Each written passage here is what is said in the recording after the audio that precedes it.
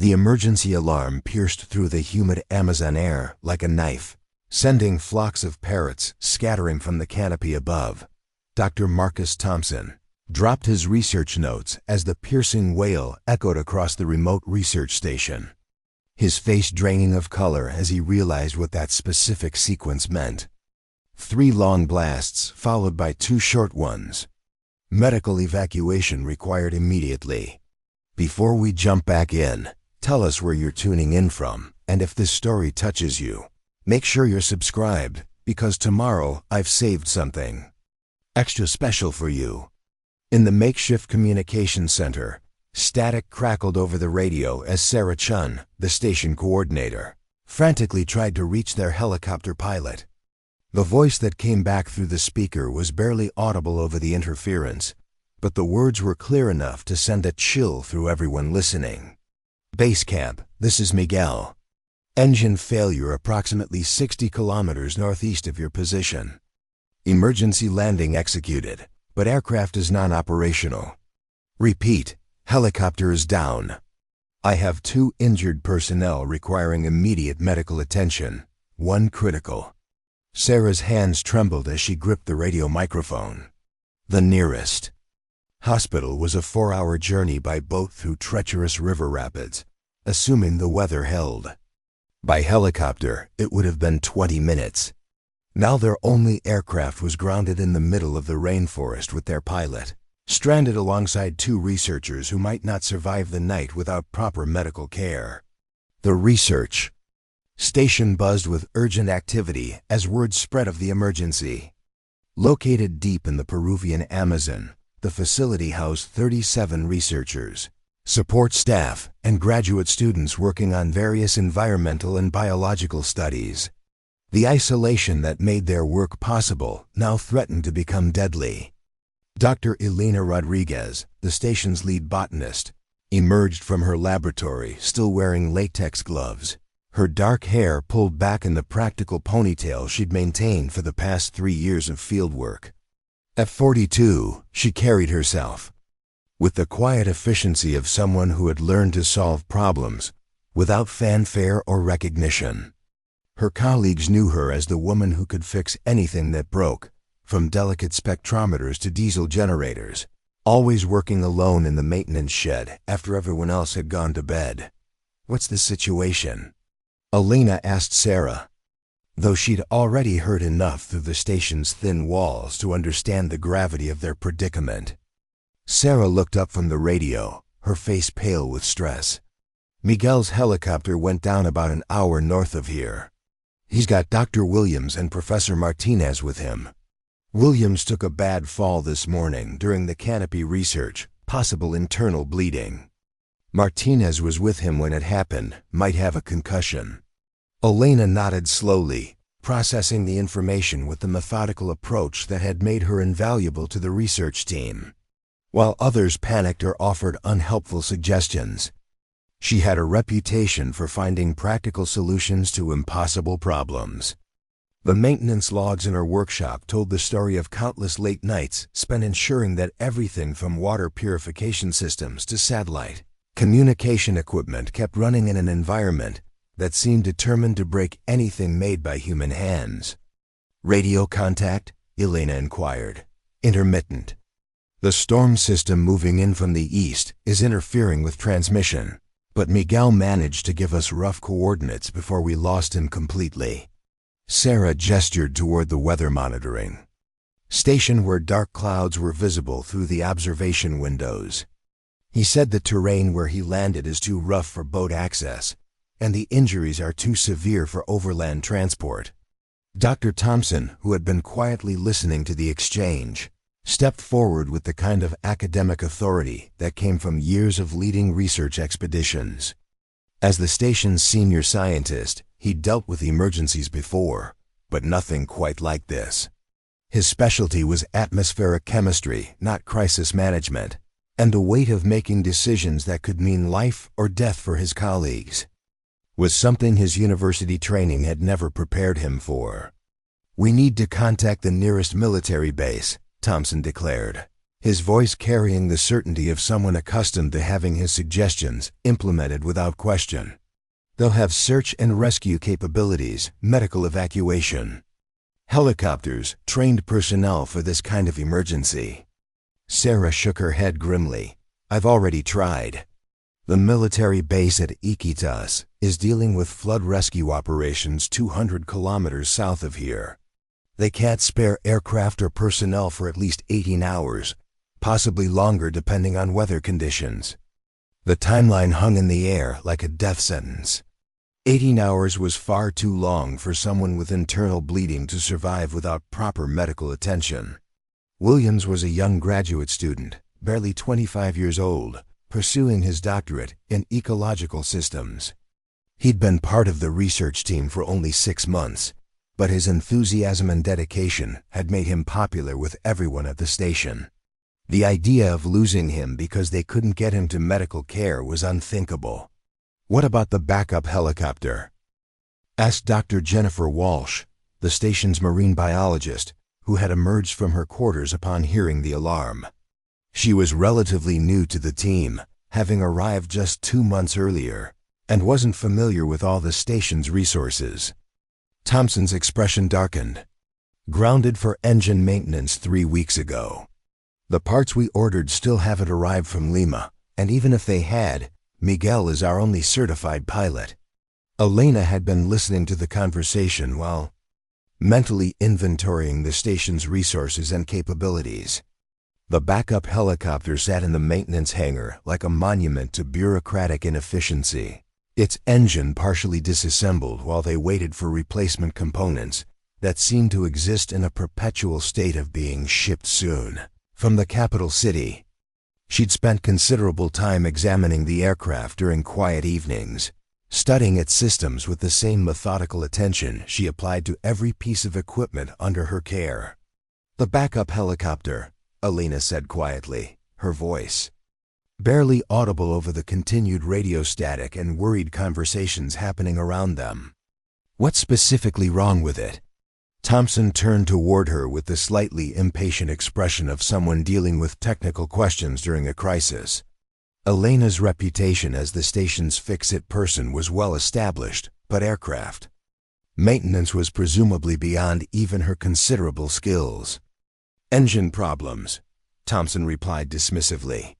Something about fuel injection systems and electrical components. Miguel said it would take specialized parts and at least a week of work by certified technicians. Elena nodded thoughtfully, processing this information against her own knowledge of the aircraft's condition. She'd been maintaining detailed notes on every piece of equipment at the station, including the backup helicopter, as part of her unofficial responsibility for keeping everything operational. While she'd never mentioned it to anyone, her background included considerably more technical training than her current role as a botanist might suggest. Has anyone actually examined the aircraft since Miguel's initial assessment? She asked. Elena, Sarah interjected with gentle exasperation, we appreciate your willingness to help, but this isn't like fixing a broken generator.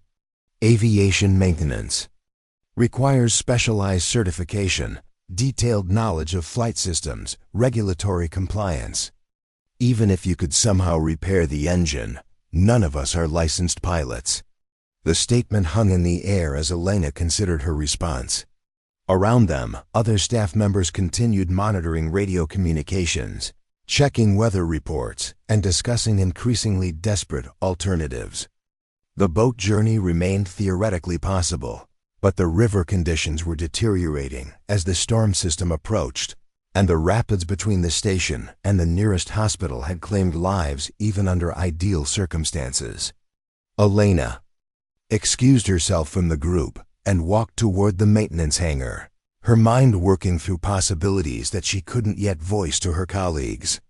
The hangar was located at the far end of the research complex, a corrugated metal building that housed everything from spare parts to scientific equipment awaiting repair. The backup helicopter dominated the space, its sleek profile somehow managing to look both sophisticated and abandoned at the same time. The aircraft was a Bell 407, designed for utility operations in challenging environments. Elena approached it with the careful attention she'd learned to apply to any complex system, noting details that might have escaped casual observation. The engine cowling was open, exposing the turboshaft power plant that had supposedly failed catastrophically enough to ground the aircraft indefinitely. Elena pulled a work light closer and began examining the engine components systematically. What she found didn't match Miguel's assessment of catastrophic failure, requiring specialized parts and extensive repairs. The fuel injection system showed signs of contamination, likely from the substandard aviation fuel that was sometimes the only option available in remote locations. The electrical connections had suffered from the humidity and temperature fluctuations typical of tropical environments, but the damage was far from irreparable. More importantly, Elena recognized issues that were well within her capability to address. Her colleagues knew her as a botanist who happened to be good with mechanical repairs, but her background included training and experience that she'd never found reason to discuss. Before pursuing her doctorate in plant biology, she'd spent 8 years as an aircraft maintenance technician for a regional airline, specializing in exactly the type of turboshaft engines that powered helicopters like the Bell 407. Elena had left aviation maintenance not because she lacked skill or interest, but because she'd grown tired of working in an industry where her expertise was constantly questioned and her contributions minimized. The subtle and not so subtle discrimination she'd faced as one of the few women in her field had eventually driven her to pursue a completely different career path. Botany offered the intellectual challenge she craved while allowing her to work independently, without constantly having to prove her competence to skeptical supervisors and colleagues.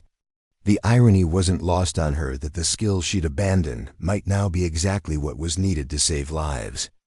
Elena spent the next hour conducting a thorough inspection of the helicopter's systems, documenting her findings in a notebook she always carried for maintenance tasks. The fuel injection problem could be resolved by cleaning the contaminated components and replacing several inexpensive filters. The electrical issues required reseating connections and replacing some corroded wiring, work that could be completed with materials already available in the station's well-stocked maintenance workshop. The engine itself was fundamentally sound, requiring routine maintenance rather than the major overhaul that Miguel had apparently anticipated. Elena suspected that the pilot, while skilled in flying, lacked the technical background to accurately diagnose mechanical problems. His assessment had been cautious rather than accurate, the kind of conservative evaluation that prioritized safety, but didn't account for the possibility of field repairs. As Elena worked, she could hear continued radio chatter from the communication center, increasingly desperate attempts to find alternative solutions to their crisis. The weather was deteriorating faster than predicted, eliminating any possibility of boat transport until the storm passed. The military remained unavailable, committed to other emergency operations that couldn't be postponed or redirected. Elena returned to the main building as evening approached, finding most of the staff gathered in the common area, their faces reflecting the stress of watching colleagues potentially die while feeling helpless to intervene. The radio communications had become sporadic, with Miguel checking in every 30 minutes to report that Williams's condition appeared to be worsening while Martinez remained conscious but disoriented. Any updates on external assistance? Elena asked Thompson, though his expression already provided the answer. Nothing, Thompson replied heavily. Preparing and narrating this story took us a lot of time, so if you are enjoying it, subscribe to our channel. It means a lot to us. Now back to the story. The storm has grounded all aircraft in the region, and the river is now running too high for safe navigation. We're looking at potentially 36 hours before any outside help can reach either us or Miguel's position.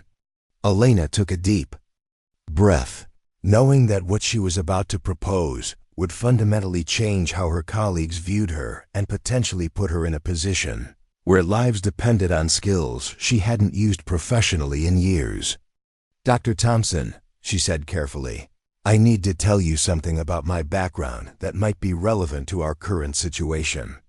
The conversation in the room gradually quieted as people sensed that Elena was about to say something significant. She'd always been one of the quieter members of the team, respected for her technical competence, but not someone who typically spoke up during crisis discussions or offered opinions about matters outside her botanical expertise. "Before I became a botanist," Elena continued, her voice steady despite the magnitude of what she was revealing, "I worked for 8 years as a certified aircraft maintenance technician, specializing in turboshaft engines. I've examined our backup helicopter, and the problems that grounded it are well within my capability to repair." The silence that followed was profound, broken only by the continued static from the radio communications and the sound of rain beginning to fall against the building's metal roof. Thompson stared at Elena as if she'd just announced she was actually an alien visitor, while Sarah's expression shifted from surprise to something approaching hope. "Elena," Dr. Walsh said slowly, "are you saying you can actually fix the helicopter?" "I'm saying the helicopter doesn't need the extensive repairs that Miguel described," Elena replied carefully. "The issues are related to fuel contamination and electrical connections, problems that can be resolved with materials we have on hand and work that I can complete tonight." Thompson leaned forward, his academic skepticism warring with desperate hope. "Even if you could repair the engine, we still don't have a pilot. Miguel is stranded with the injured personnel, and none of us have helicopter flight training." Elena's pause before responding was barely perceptible, but Sarah caught it. "Elena, is there something else you need to tell us?" Elena had known this moment would come eventually, the point where maintaining her carefully constructed professional identity would become impossible. She'd left her aviation career behind for good reasons, but she'd never stopped maintaining her flight certifications or practicing on flight simulators during her annual vacations. The skills were still there, buried under years of focusing on plant research, but intact enough to matter when lives were at stake. "I maintain current helicopter pilot certification," Elena said quietly. "Commercial license with instrument rating. Valid for aircraft up to 12,000 pounds gross weight." The revelation hit the room like a physical force. Elena Rodriguez, the quiet botanist who fixed equipment in her spare time, was not only capable of repairing their only operational aircraft but also qualified to fly it.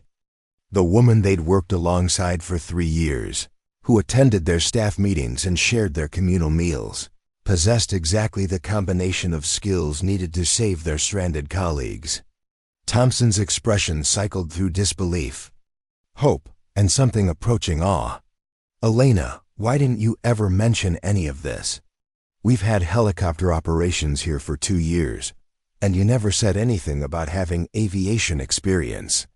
Elena's smile carried a hint of sadness that spoke to experiences her colleagues couldn't fully understand.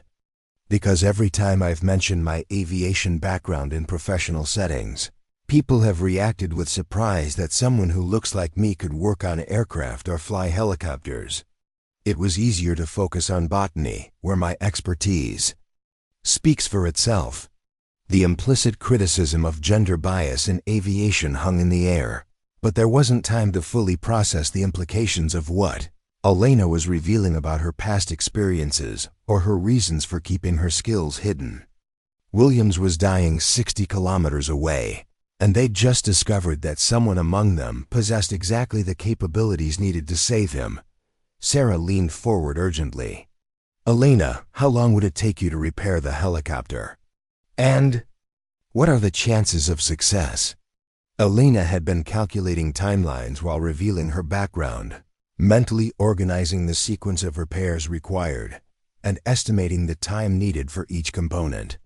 6 hours for the engine repairs, assuming no complications. The electrical work is straightforward, mostly cleaning connections and replacing deteriorated wiring. The fuel system requires more detailed attention, but nothing beyond routine maintenance procedures. And flight safety? Thompson asked. I mean, if you repair the aircraft yourself, how confident are you that it will be airworthy? Aircraft. Maintenance is about precision and attention to detail, Elena replied. I've maintained those standards throughout my career, whether working on planes or fixing research equipment. The helicopter will be as safe as if it had been repaired at a certified maintenance facility. Possibly safer because I'll be personally responsible for testing every system before flight. Dr. Walsh, who had been quietly listening to the exchange, spoke up with the practical concern of someone trying to understand the risks involved. Elena, how current is your flight experience? When was the last time you actually piloted a helicopter? Elena's expression became more cautious as she considered how to answer honestly without undermining confidence in her capabilities. I maintain currency requirements through simulator training and occasional rental flights, but my last operational helicopter experience was 3 years ago. The skills are current, but I haven't been flying regularly in challenging conditions. Like what we'll face tonight. The qualification hung in the air as everyone processed the implications. Elena possessed the necessary skills and certifications, but would be undertaking a night flight through deteriorating weather conditions to reach a location accessible only by rough coordinates, then attempting to land in terrain that had already claimed one aircraft. Thompson stood up and began pacing, a habit he'd developed when dealing with complex decisions that carried significant consequences. Elena, I need to understand the risks we're talking about. What are the chances of successfully reaching Miguel's position, evacuating the injured personnel, and returning safely? Elena considered the question with the methodical approach she applied to any technical problem. Weather conditions were deteriorating but remained within acceptable parameters for night flight operations. The terrain would be challenging, but not impossible for someone with appropriate training and experience. The helicopter itself would be mechanically sound after repairs, and she'd personally verified every critical system before attempting flight. 70%, Elena said finally. The primary risks are weather-related and terrain-related, not mechanical or pilot error factors. If we wait until morning, the chances improve to perhaps 85%, but waiting means Williams probably doesn't survive. The mathematics of life and death reduced to percentages was sobering for everyone in the room. They were being asked to bet the lives of their stranded colleagues, and potentially Elena's life as well, on odds that were favorable but far from certain. Sarah looked around the room at the assembled staff members, reading expressions that ranged from desperate hope to deep concern. Does anyone see an alternative that offers better odds of success? The silence that followed was answer enough. Military assistance remained unavailable. Weather conditions precluded other forms of transport, and time was running out for Williams. Elena's proposal represented their only realistic chance of saving their colleagues, regardless of the risks involved. Elena, Thompson said quietly, if you're willing to attempt this, you have our full support. What do you need from us? Elena was already mentally organizing the tasks ahead, prioritizing repairs based on critical flight systems and identifying colleagues who could assist with preparation tasks that didn't require specialized knowledge. I need someone to help with basic maintenance tasks while I focus on engine and electrical repairs. I need current weather information and the best possible coordinates for Miguel's position. And I need everyone to understand that once I begin this repair work, we're committed to the mission regardless of changing circumstances. Dr. Walsh volunteered immediately to assist with maintenance tasks, followed by 2 graduate students, whose enthusiasm for helping outweighed their lack of technical experience. Sarah took responsibility for coordinating weather information and communication protocols, while Thompson assumed the role of overall mission coordinator. Elena looked around the room at her colleagues, people who had worked alongside her for years without knowing about the skills and experience that defined much of her adult life. Thank you for trusting me with this. I promise you that Williams and Martinez will receive the same level of care and attention to safety that I've always applied to every piece of equipment at this station." As the group dispersed to begin preparations, Elena walked back toward the maintenance hangar, knowing that the next 6 hours would test not only her technical skills, but also her ability to perform under pressure that was literally a matter of life and death. The quiet botanist who fixed things in silence was about to become the pilot, responsible for saving lives that everyone else had given up for lost. The rain was falling harder now, drumming against the hangar roof as Elena opened her toolkit and approached the helicopter with the focused intensity that had characterized every repair she'd ever undertaken. The difference was that this time, failure wasn't just about inconvenience or equipment downtime. This time, failure meant people died. Elena pulled on her work gloves and began the systematic process of restoring the helicopter to flight-ready condition, knowing that somewhere in the rainforest, 2 injured colleagues were depending on skills that she'd kept hidden for 3 years. The woman who had learned to work in silence was about to discover whether her expertise was sufficient to speak louder than the storm. The maintenance hangar felt different now that Elena had revealed her true capabilities. Dr. Walsh approached, cautiously, carrying a toolbox and wearing the uncertain expression of someone volunteering for work they didn't fully understand.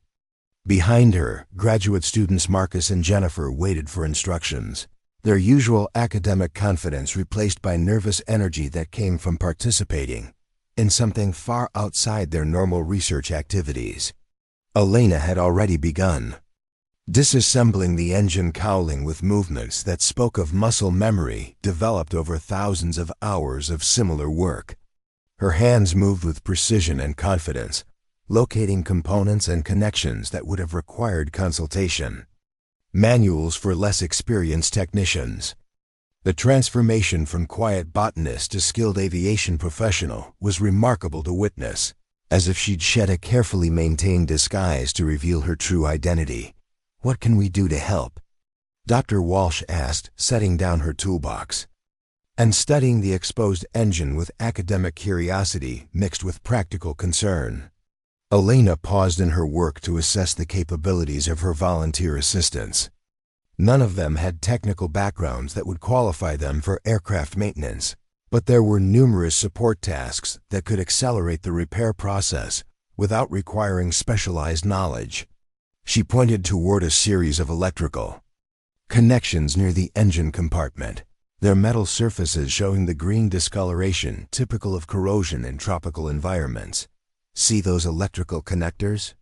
They need to be disconnected, cleaned with contact cleaner, and inspected for damage."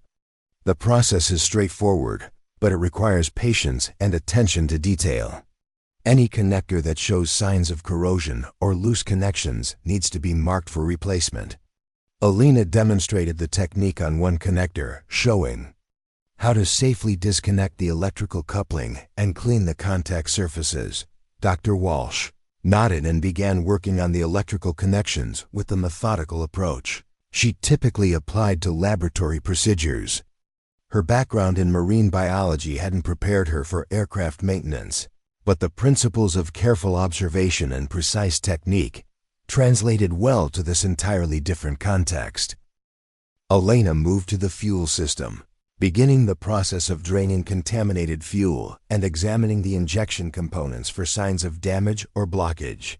The contamination was worse than her initial inspection had suggested, with particulate matter and water separation that indicated the aircraft had been serviced with substandard fuel during its last operational period.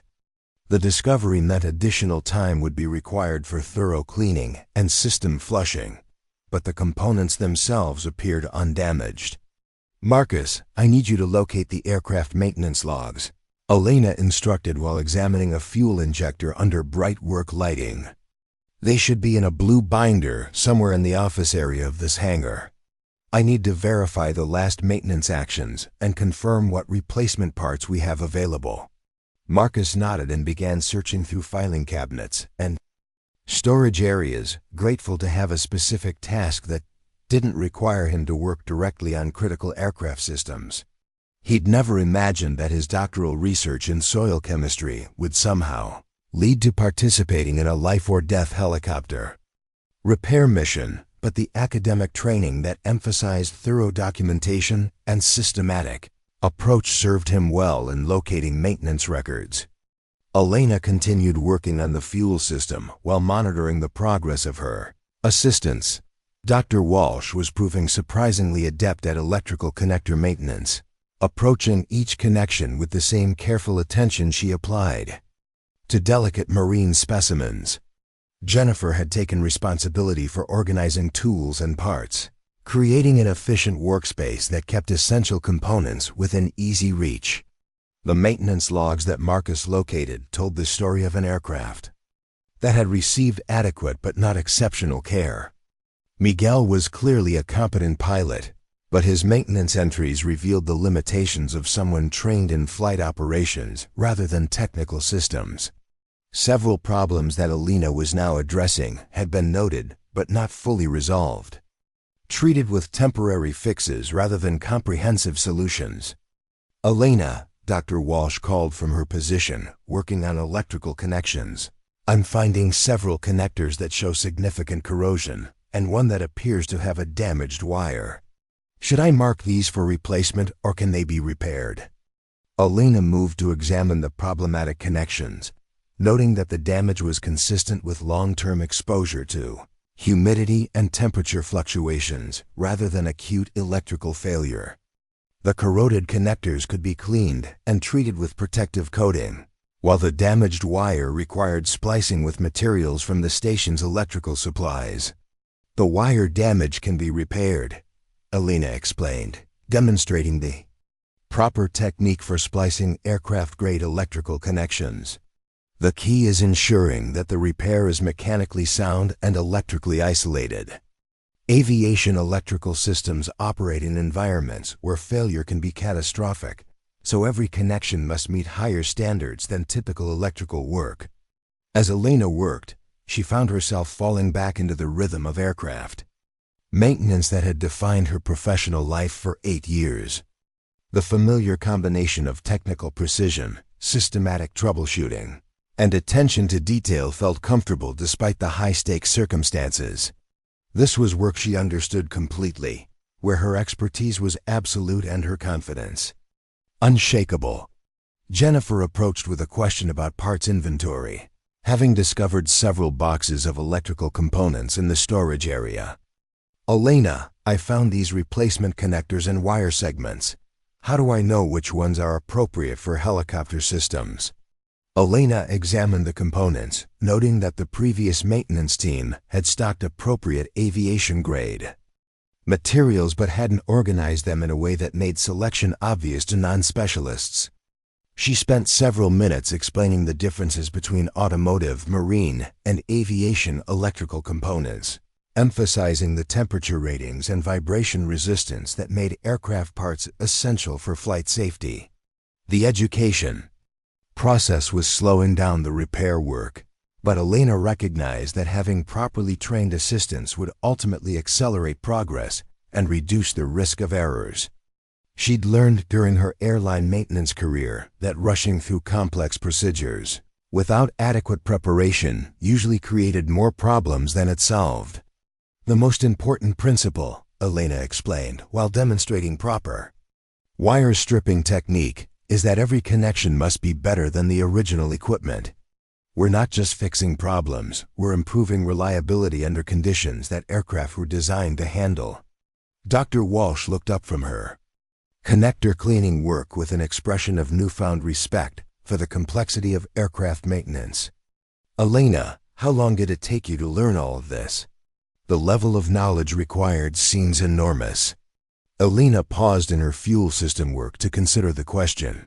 Her aviation training had been intensive and comprehensive, combining formal classroom education with thousands of hours of hands-on experience under the supervision of senior technicians. The learning curve had been steep, made more challenging by workplace dynamics that questioned her presence in a traditionally male-dominated field. 4 years of formal training and certification, followed by years of experience on progressively more complex aircraft, Alina replied. But the real education never stops. Every aircraft is different. Every problem requires understanding not just the immediate issue, but how it relates to other systems. Alina returned to the fuel injection system, where her systematic cleaning and inspection had revealed the full extent of contamination problems. The aircraft had apparently been operating with substandard fuel for an extended period, leading to deposits and blockages throughout the injection system. The cleaning process was tedious but necessary, requiring complete disassembly and chemical treatment of multiple components. Marcus finished organizing the maintenance documentation and approached with a logbook entry that had caught his attention. "Alina, there's a note here from 3 weeks ago about unusual engine vibrations during flight operations. Miguel wrote that the problem seemed to resolve itself, but he recommended further investigation." Alina examined the entry, recognizing the description as consistent with fuel system problems that she was now addressing. The vibrations had likely been caused by irregular fuel delivery due to contaminated injectors, a problem that would indeed seem to resolve itself temporarily as contamination moved through the system, but would return progressively worse until complete failure occurred. "That explains why Miguel was so concerned about engine reliability," Alina said. "He was experiencing symptoms of fuel system degradation, but probably didn't have the technical background to identify the root cause. His recommendation to ground the aircraft was actually the correct decision, just not for the reasons he thought." The discovery reinforced Alina's confidence in her repair approach while explaining why the helicopter had been considered completely non-operational. Miguel's conservative assessment had been based on experiencing real symptoms of engine problems, even though the underlying issues were less severe than he'd feared. Alina continued working on the fuel system while her assistants completed the electrical connector cleaning and replacement tasks. The systematic approach was paying dividends, with each completed repair bringing the aircraft closer to full operational capability. More importantly, Alina's confidence in the helicopter's airworthiness was increasing as she verified that fundamental engine components were sound despite the maintenance issues. Dr. Walsh stepped back from her electrical work and surveyed the progress they'd made. "Alina, I have to ask, what made you leave aviation maintenance for botany? This level of expertise doesn't just disappear because you change careers." Alina had been expecting this question since revealing her background, but answering it required discussing experiences that she'd spent years trying to move beyond. Her transition from aviation to botany hadn't been motivated by lack of interest or capability in aircraft maintenance, but by workplace dynamics that had made her professional life increasingly difficult. "Aviation maintenance is technically challenging and professionally rewarding," Alina said carefully, "but the industry culture can be difficult for women. Constant questioning of competence, assumptions about physical limitations, workplace environments that range from unwelcoming to hostile. Eventually, I decided to pursue a career where my expertise would be evaluated based on results rather than preconceptions." The explanation carried weight that her colleagues immediately understood. All of them had experienced various forms of professional discrimination, though perhaps not as systematically as Alina had encountered in aviation. The academic world had its own challenges for women, but the research station environment had proven more accepting of diverse backgrounds and expertise. Alina returned to the fuel system, beginning the process of reassembling cleaned components and testing fuel flow through the injection system. This phase of the repair required particular attention to torque specifications and connection integrity, as fuel system failures during flight operations could be catastrophic.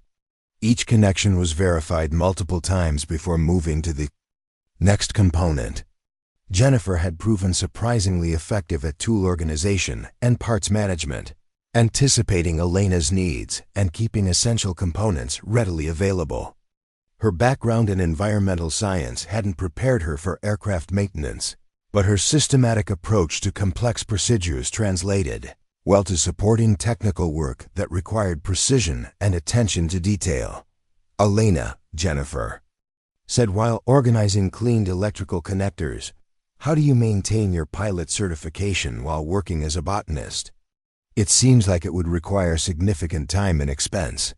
Elena paused in her fuel system work to explain the requirements for maintaining current pilot qualifications. The process involved regular flight training, periodic medical examinations, and continuing education requirements that ensured pilots remained current with evolving aviation technology and regulations.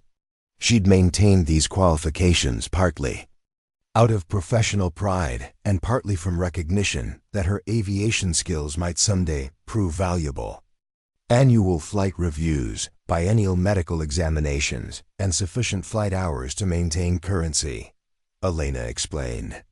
"I usually take vacation time for concentrated flight training, often in helicopter operations that keep my skills sharp for challenging conditions."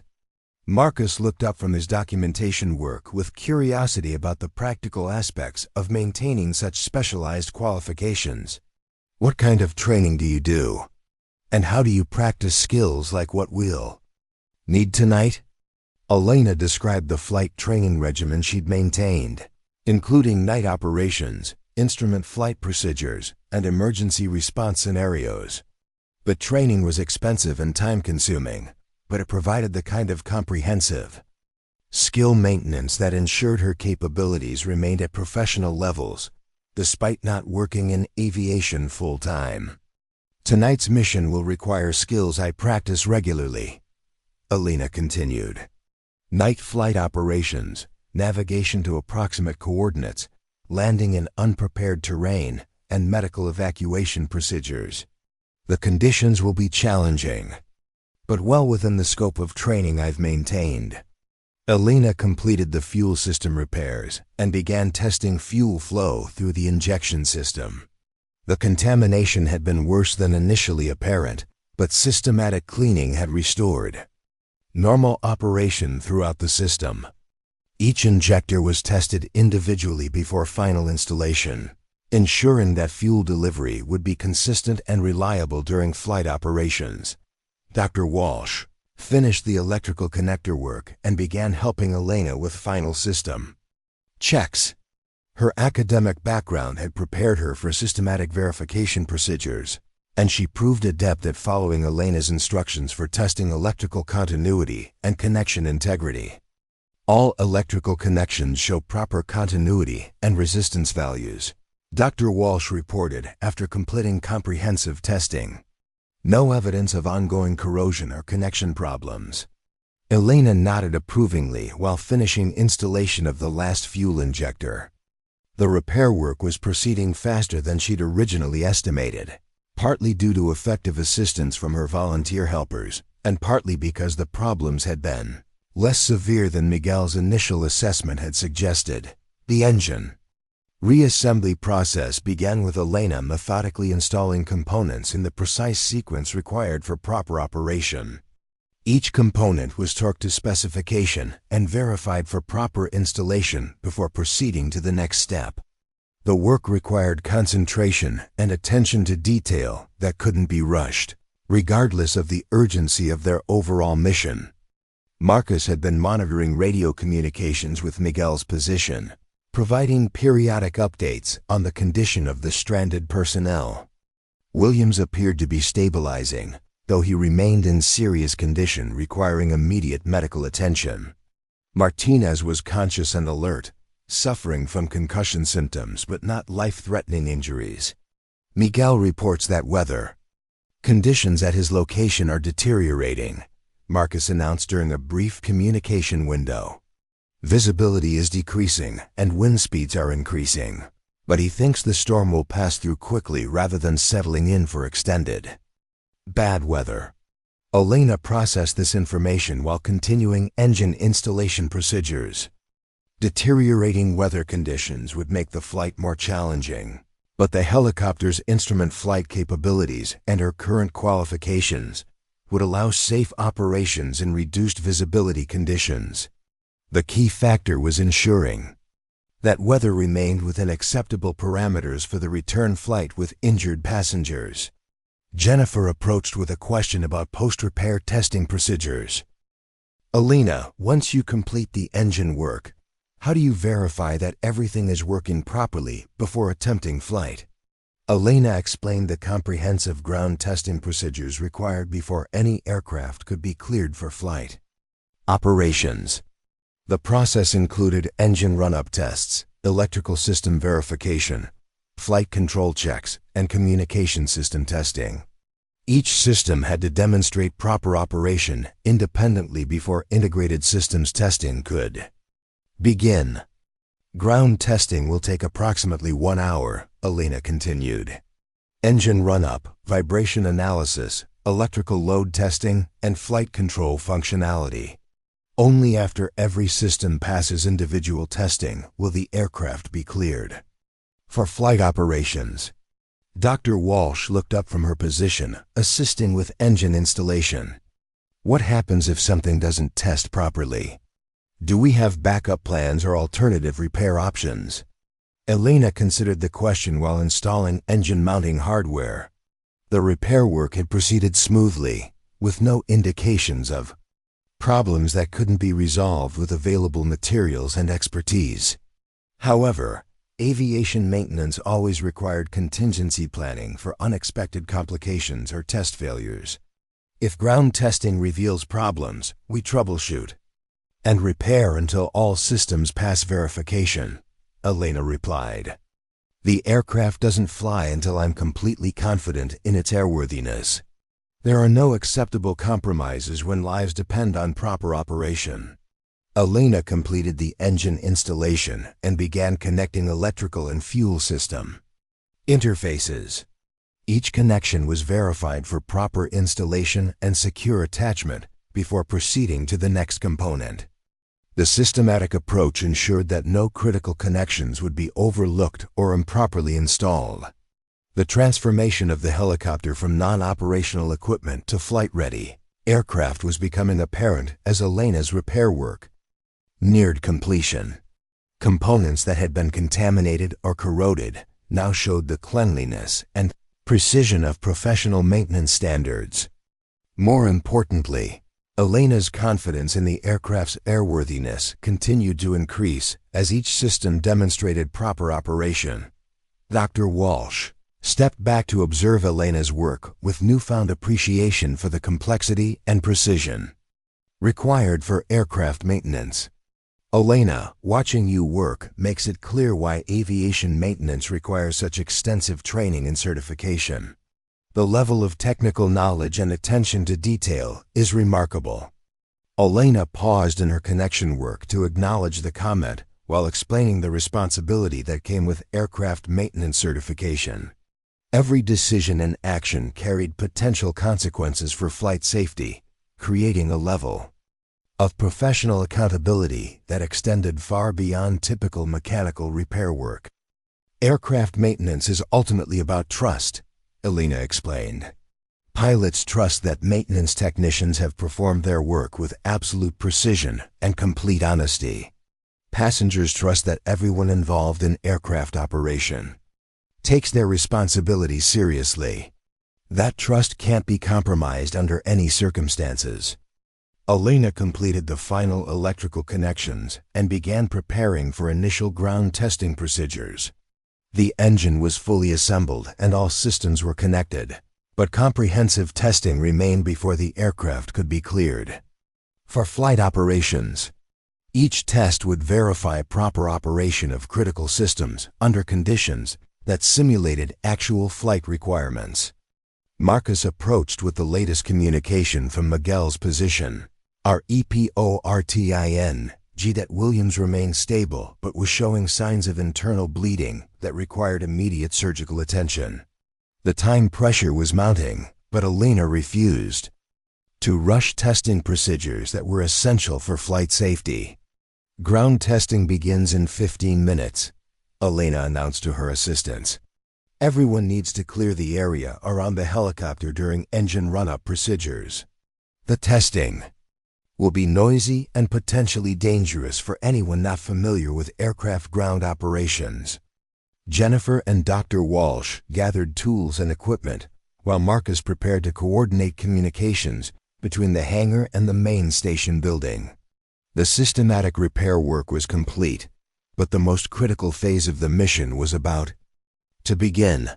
Elena would soon discover whether her technical expertise was sufficient to restore the helicopter to safe flight operations, and whether her piloting skills remained adequate for a challenging night rescue mission.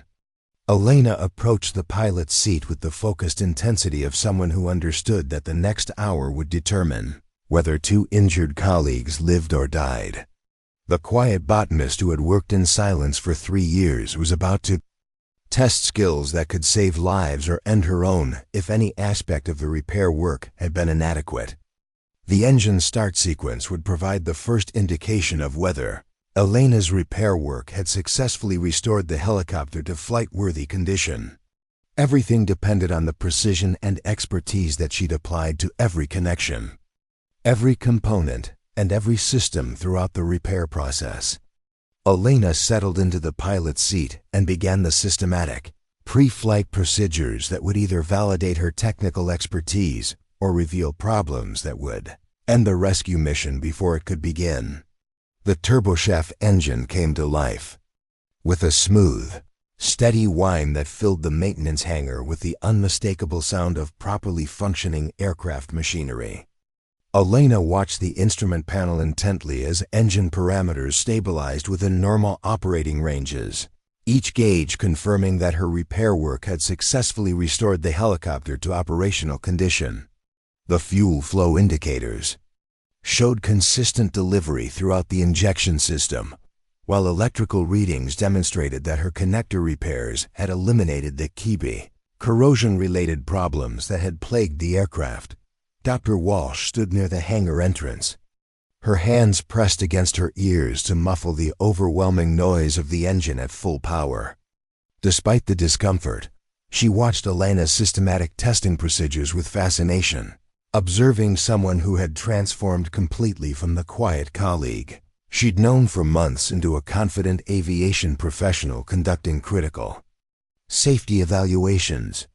Elena increased engine power gradually, monitoring vibration levels and temperature readings while verifying that all systems responded normally to control inputs. The engine ran smoothly through its entire power range with none of the irregularities or warning indications that would signal underlying mechanical problems. More importantly, the fuel system modifications she'd implemented were performing flawlessly, delivering clean, consistent fuel flow without the contamination issues that had originally grounded the aircraft. Through the hangar's open doors, Elena could see storm clouds building on the horizon, their dark mass illuminated periodically by lightning flashes that reminded everyone of the deteriorating weather conditions. The meteorological reports indicated they had perhaps 2 hours before the storm system reached the research station, creating a narrow window for completing the rescue mission and returning safely. Marcus appeared at the hangar entrance, gesturing urgently for Elena's attention while holding a radio handset. She reduced engine power and opened the cockpit door, allowing communication over the reduced noise level of the idling turboshaft engine. "Elena, Miguel just radioed with an update on Williams's condition," Marcus called out, his voice tight with concern. "He's showing signs of shock and internal bleeding that's getting worse. Miguel thinks we have maybe 3 hours before his condition becomes critical." Elena nodded grimly while continuing to monitor engine parameters on the instrument panel. 3 hours provided adequate time for the flight to Miguel's location and return, assuming no complications with weather conditions or aircraft performance. However, the margin for error was decreasing rapidly, creating pressure to complete testing procedures and launch the rescue mission as quickly as possible while maintaining safety standards. How are the weather conditions at Miguel's position? Alina asked while checking electrical system performance on the helicopter's main display panel. Marcus consulted his notes from the radio communication. Visibility is decreasing, but still acceptable for helicopter operations. Wind speeds are increasing but remain within operational limits. Miguel reports that he can maintain a landing zone clear of obstacles, but the terrain is challenging with limited space for approach and departure. Alina processed this information while completing engine performance tests. Landing in unfamiliar terrain during deteriorating weather conditions would require precise flight control and careful approach planning, but her training and experience included exactly these types of challenging operations. The helicopter's performance during ground testing suggested that the aircraft would respond normally to control inputs and provide the stability needed for precision flying. Dr. Walsh approached the cockpit as Alina began testing flight control systems, checking that all control surfaces responded properly to pilot inputs and that hydraulic systems maintained appropriate pressure levels. The systematic testing revealed no abnormalities or signs of degraded performance in any of the helicopter's critical flight systems. Alina, is there anything we can do to help with pre-flight preparations? Dr. Walsh asked, raising her voice to be heard over the engine noise. Medical supplies, navigation equipment, communication gear. Alina had been mentally preparing a checklist of mission requirements while conducting aircraft testing. The rescue operation would require medical equipment for treating injured personnel during flight, navigation tools for locating Miguel's position in deteriorating visibility conditions, and communication equipment for coordinating with both the research station and the stranded team.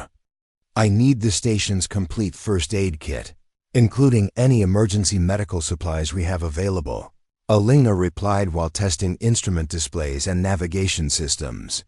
Also bring weather tracking equipment, portable GPS units, and extra batteries for all electronic devices.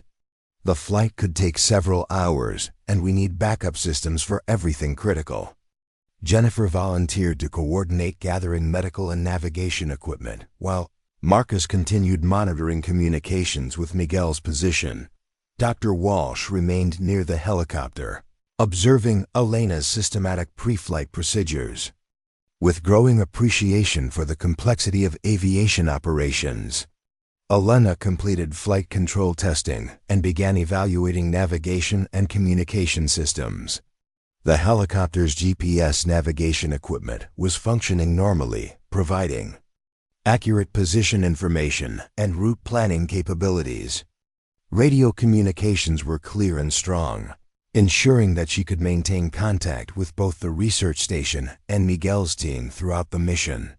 The instrument panel displayed all green indicators, confirming that every tested system was operating within normal parameters. Alina's repair work had not only restored basic functionality, but had actually improved the helicopter's overall condition compared to its pre-maintenance state. The systematic approach to addressing contamination and corrosion issues had enhanced reliability throughout multiple aircraft systems. Alina shut down the engine and began completing post-test documentation, recording system performance data and verifying that all maintenance actions had been properly executed. Aviation regulations required detailed records of all maintenance work, even under emergency conditions, to ensure accountability and support future safety evaluations. Ground testing is complete, Alina announced as the engine wound down to silence. All systems are operating normally and the aircraft is cleared for flight operations. We'll load medical equipment and launch as soon as weather conditions permit safe departure. Thompson appeared at the hangar entrance, having monitored the engine testing from the main station building. His expression reflected the mixture of hope and anxiety that everyone felt as the rescue mission from theoretical possibility to immediate reality. Alina, what's your assessment of weather conditions for the flight? Thompson asked, consulting meteorological data he'd been tracking throughout the evening. The storm system appears to be moving faster than originally predicted.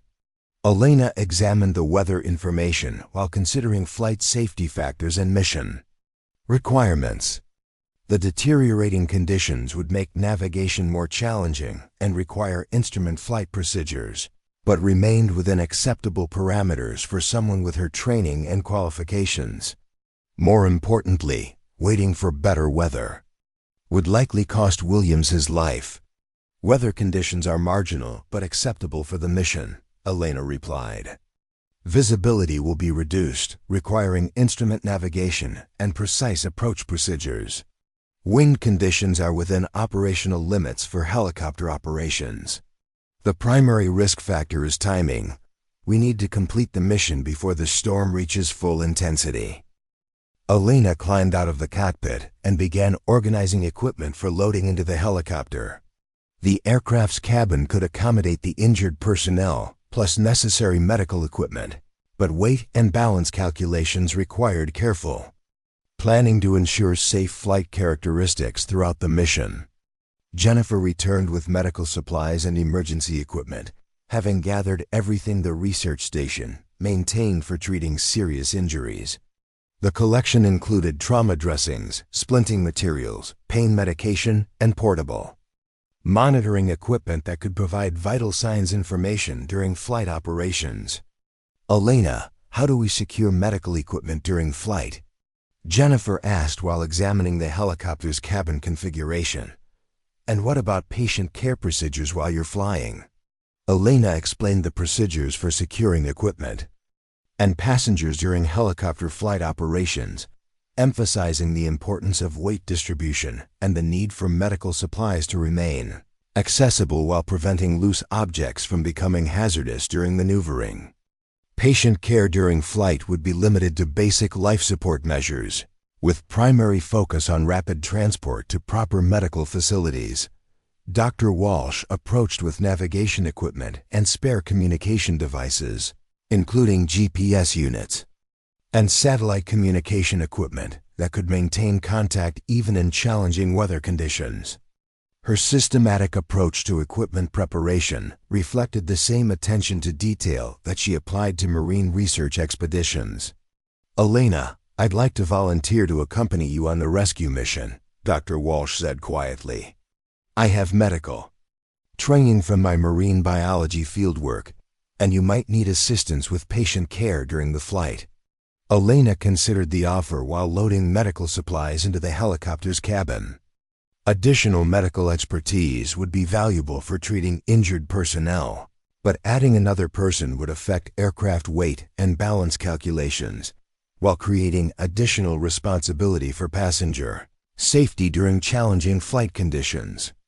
Jennifer, what's your experience with emergency medical procedures? Elena asked, evaluating the qualifications of her potential flight crew member. Advanced first aid certification, wilderness medicine training, and experience treating injuries during remote research expeditions, Dr. Walsh replied. I've dealt with serious trauma situations before, though obviously not in aviation environments. Elena nodded approvingly while completing weight and balance calculations for the modified passenger configuration. Dr. Walsh's medical expertise would be valuable for patient care, and her experience with high-stress situations suggested she could function effectively during challenging flight operations. You can come, Elena decided. But you need to understand that during flight operations, I make all decisions regarding aircraft safety and mission execution. Medical considerations are important, but they can't override flight safety requirements. Dr. Walsh agreed immediately, understanding that Elena's aviation authority was absolute during flight operations, regardless of their normal collegial relationship. She began familiarizing herself with the helicopter's cabin layout and emergency equipment locations while Elena completed final pre-flight preparations. Elena consulted current weather information and planned a flight route that would minimize exposure to the worst storm conditions, while providing adequate navigation references for locating Miguel's position. The route would require approximately 45 minutes of flight time each direction, assuming normal aircraft performance and navigation without complications. Marcus approached with the latest communication from Miguel's team, providing updated coordinates and landing zone information that would be critical for locating the stranded personnel in reduced visibility conditions. The information included landmarks and terrain features that could be identified from the air, helping to compensate for GPS navigation limitations in the challenging environment. Miguel reports that Williams is conscious but weak, showing clear signs of internal bleeding, Marcus said while providing Elena with written coordinate information. Martinez remains alert and is helping with landing zone preparation, but Miguel is concerned about Williams's ability to survive extended transport time. Elena studied the coordinate information and compared it with available aeronautical charts, identifying potential navigation challenges and planning approach procedures for landing in unfamiliar terrain. The location was accessible by helicopter, but would require precise flying and careful attention to obstacles that might not be visible in reduced lighting conditions. Thompson joined the group gathering around the helicopter, his expression reflecting the weight of authorizing a mission that carried significant risks for Elena and Dr. Walsh while representing the only hope for saving Williams's life. The decision to proceed required balancing potential lives lost against lives that could be saved, with no guarantee of positive outcomes. Elena, I need to ask one final time about your confidence in mission success, Thompson said seriously. We're asking you to risk your life and Dr. Walsh's life based on your assessment of weather conditions, aircraft reliability, and navigation challenges. What's your honest evaluation? Elena paused in her equipment loading to consider the question. Comprehensively. Every aspect of the mission carried inherent risks that couldn't be eliminated, regardless of preparation or expertise. Weather conditions were deteriorating. Terrain was challenging, navigation would be difficult, and aircraft performance depended entirely on the quality of repair work she'd completed under emergency conditions. 75% probability of mission success with all personnel returning safely, Elena replied after careful consideration. The primary risk factors are weather-related and terrain-related, not mechanical failures or pilot error issues. If we encounter conditions beyond safe flight parameters, we'll abort the mission and return to base. Thompson nodded, accepting Elena's professional assessment while understanding that 25% odds of failure meant significant possibility that the rescue attempt could result in additional casualties rather than successful evacuation of injured personnel. What about Williams? Thompson asked. What are his chances of survival if we don't attempt the rescue mission? Elena looked toward the storm clouds building on the horizon, knowing that boat transport through deteriorating river conditions was essentially impossible, and that military assistance remained unavailable for at least 18 hours. Williams's survival without immediate medical attention was unlikely, making the helicopter rescue his only realistic chance. Without evacuation, Williams probably doesn't survive the night, Elena said quietly. The rescue mission represents significant risk, but it's the only option that offers any possibility of saving his life. The mathematics of the decision were stark but clear. Attempting the rescue carried substantial risks for Elena and Dr. Walsh, but not attempting it virtually guaranteed Williams's death. The ethical calculus favored action despite the dangers involved, particularly given Elena's confidence in her technical abilities and flight experience.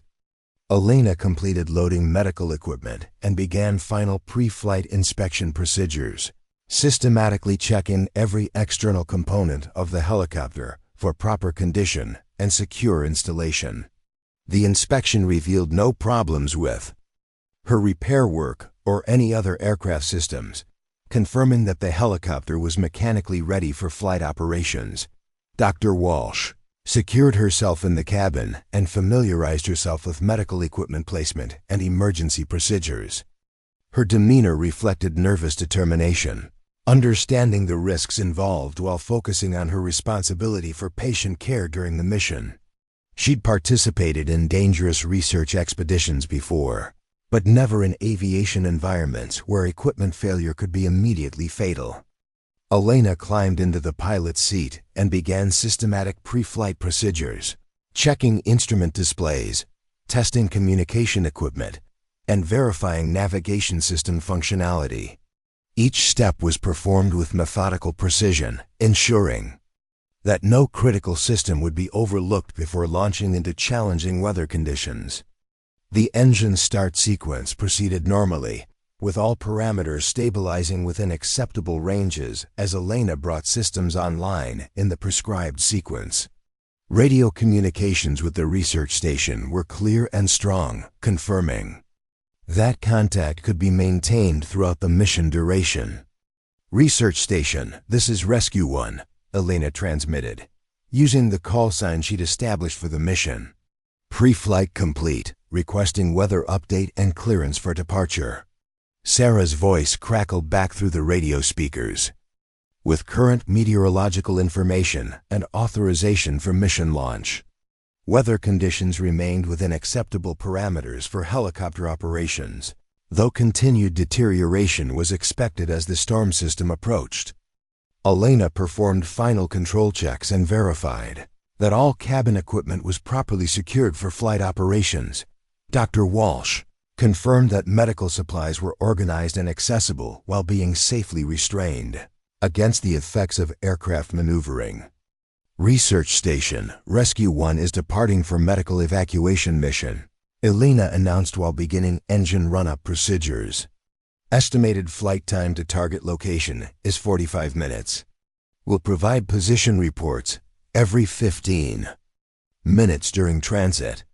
Elena increased engine power and felt the helicopter become light on its skids as rotor lift approached aircraft weight.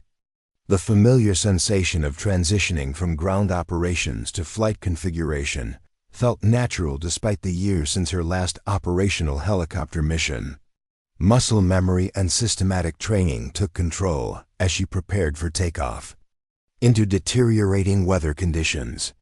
The helicopter lifted smoothly from the maintenance hangar area, climbing into the humid Amazon night air as Elena established the flight path toward Miguel's coordinates. Navigation lights illuminated the aircraft's position while instrument displays provided flight data necessary for safe operations in reduced visibility conditions. Below them, the research station's lights gradually disappeared into the darkness as Elena climbed to cruise altitude and established the heading that would take them toward the stranded team's location. The transformation from maintenance hangar to active rescue mission was complete, with 2 lives now depending on Elena's technical expertise and Dr. Walsh's medical capabilities. Elena monitored engine performance and flight systems while establishing communication contact with Miguel's position. The radio transmission was weak but audible, confirming that the stranded team remained in their last reported location and that Williams's condition continued to deteriorate slowly but steadily. "Miguel, this is Elena Rodriguez in the station." "Helicopter," she transmitted, using her real name to ensure recognition despite the irregular nature of the rescue mission. "We're approximately 30 minutes from your position. Please provide landing zone status and patient condition update." Miguel's response carried obvious relief and surprise at hearing Elena's voice as pilot of the rescue aircraft. He'd known her only as the station's botanist and equipment maintenance person, never suspecting that she possessed aviation qualifications or helicopter flight experience. "Elena, I can't believe you're flying the rescue mission," Miguel replied through the static-filled radio connection. "Landing zone is prepared with improvised lighting. Williams is conscious but weak, showing clear signs of shock. Martinez is stable with concussion symptoms but able to walk." Elena acknowledged the information while adjusting flight path for current wind conditions and visibility limitations. The storm was affecting aircraft performance as expected, requiring constant attention to airspeed, altitude, and heading to maintain safe flight parameters toward the target coordinates. Dr. Walsh monitored radio communications while organizing medical equipment for rapid deployment upon reaching the landing zone. Her nervousness about flying in deteriorating weather conditions was balanced by focus on her medical responsibilities and determination to provide the best possible care for the injured personnel. Elena established contact with the research station, providing position reports and flight status information that would be essential if emergency assistance became necessary. The systematic communication procedures ensured that multiple people were tracking the mission progress and could coordinate additional resources if complications developed. Research Station, Rescue 1 is 20 minutes from target coordinates, Elena reported while navigating around a line of thunderstorms that was moving across their flight path. Weather conditions remain within acceptable parameters, but continued monitoring is essential for safe return flight. The helicopter flew steadily through the humid night air, its navigation lights blinking against the dark sky as Elena maintained precise heading and altitude despite the challenging visibility conditions. Each mile covered brought them closer to the stranded team and closer to the most dangerous phase of the mission, when she would have to land in unfamiliar terrain during storm conditions. Elena's confidence in her flight skills remained high, but she understood that the next 30 minutes would test every aspect of her aviation training and experience. The quiet botanist who had worked in silence for 3 years was about to discover whether her hidden expertise was sufficient to save leaves under conditions that would challenge even experienced rescue pilots. Through the cockpit windows, lightning flashes illuminated the vast Amazon rainforest stretching endlessly in all directions, a reminder of how isolated they were from any assistance if something went wrong with the aircraft or the rescue mission. Elena and Dr. Walsh were completely dependent on their own skills and preparation for success in an environment where failure could mean death for everyone involved. Elena checked instrument readings and confirmed that all aircraft systems continued operating normally despite the challenging weather conditions. The helicopter's performance validated her repair work while demonstrating that the aircraft was capable of completing the rescue mission safely if she could successfully navigate to Miguel's position and execute a safe landing in difficult terrain. The radio crackled with Miguel's voice, providing updated coordinates and landing zone information, confirming that Elena was approaching the correct location despite the navigation challenges posed by limited visibility and unfamiliar terrain.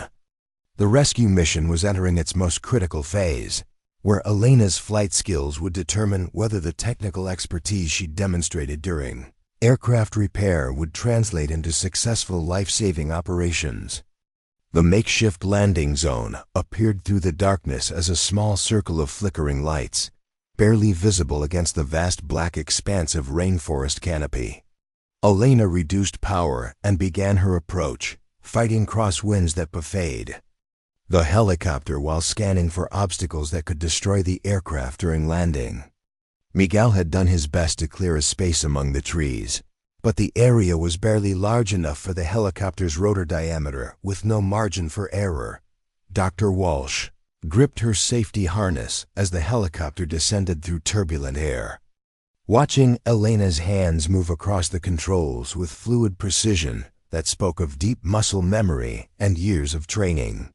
The botanist she'd known for months had completely disappeared, replaced by a pilot whose confidence and skill were evident in every controlled movement as she maneuvered the aircraft toward the dangerous landing zone. Elena keyed her radio microphone while maintaining precise control of the helicopter's descent.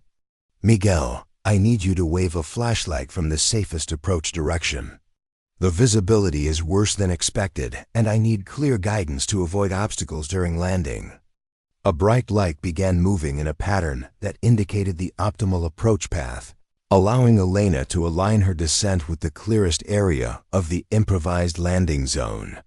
She could see figures moving near the lights, one lying motionless while Another person knelt beside him, providing what care was possible under the circumstances. The helicopter touched down with barely controlled violence as Elena fought wind gusts that tried to slam the aircraft into the surrounding trees. She maintained power to keep the rotor system spinning while Dr. Walsh prepared to exit the aircraft and assess the injured personnel. Every second on the ground increased the risk of weather conditions becoming too dangerous for safe departure. Dr. Walsh leaped from the helicopter before the skids had fully settled, carrying medical equipment. Toward the prone figure she could now see was Williams. His face was pale in the flashlight illumination, with obvious signs of shock and internal bleeding that confirmed the seriousness of his condition. Martinez sat nearby, conscious but disoriented from his concussion. Elena kept one hand on the flight controls while monitoring weather conditions and engine performance, ready to abort the landing and depart immediately if wind conditions exceeded safe parameters.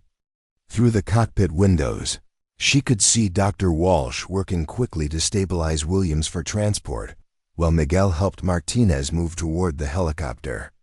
"Elena, Williams needs immediate surgical intervention," Dr. Walsh called over the rotor noise. "His blood pressure is dropping, and he's showing signs of internal hemorrhaging. We need to get him to a hospital within the next 2 hours, or we're going to lose him." Elena acknowledged the medical assessment while calculating flight time. Back to the research station and onward transport options. The nearest hospital with surgical capabilities was still hours away by any available means, but Williams's best chance required getting him away from this remote location and toward proper medical facilities as quickly as possible. Martinez reached the helicopter with Miguel's assistance, moving slowly but under his own power despite obvious disorientation from his head injury. Dr. Walsh guided him into the cabin while continuing to monitor Williams's vital signs and prepare him for transport in the cramped aircraft environment. Elena watched the loading process while maintaining engine power and monitoring rapidly changing weather conditions. Wind speeds were increasing beyond the margins of safety for helicopter operations, creating dangerous turbulence that could overwhelm the aircraft's control authority during takeoff or flight operations.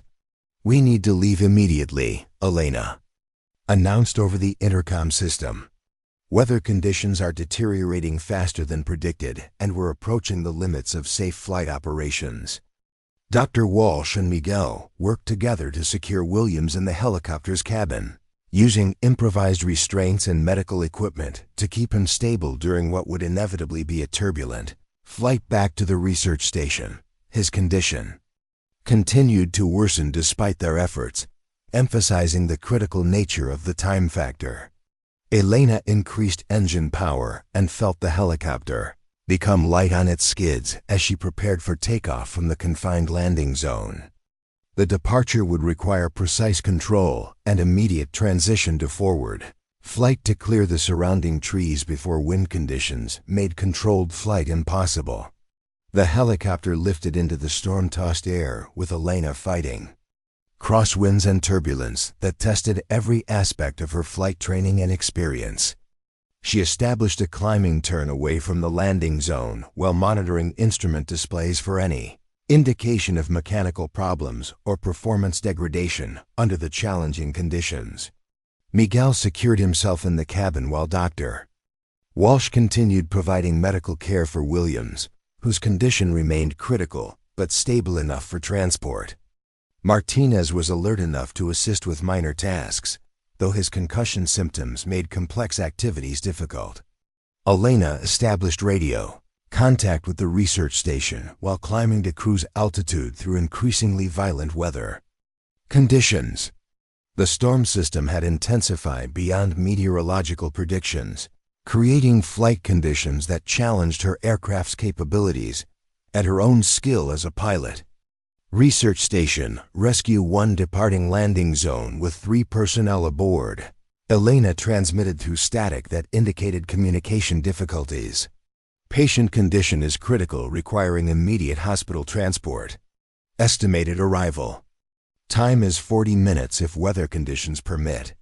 Sarah's response came through broken radio transmission, acknowledging the departure and confirming that arrangements were being made for onward medical transport.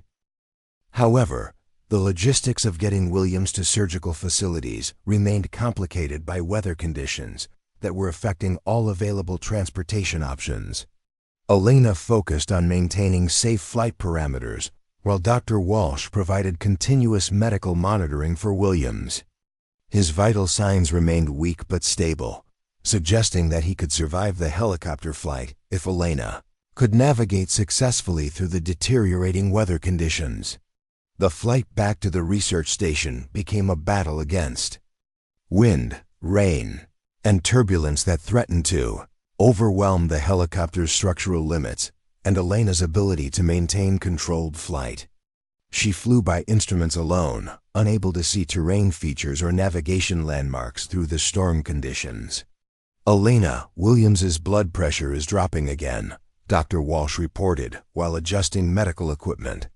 "I'm doing everything possible to keep him stable, but he needs surgical intervention soon, or we're going to lose him regardless of our efforts." Elena acknowledged the medical update while adjusting flight path to minimize exposure to the worst weather conditions.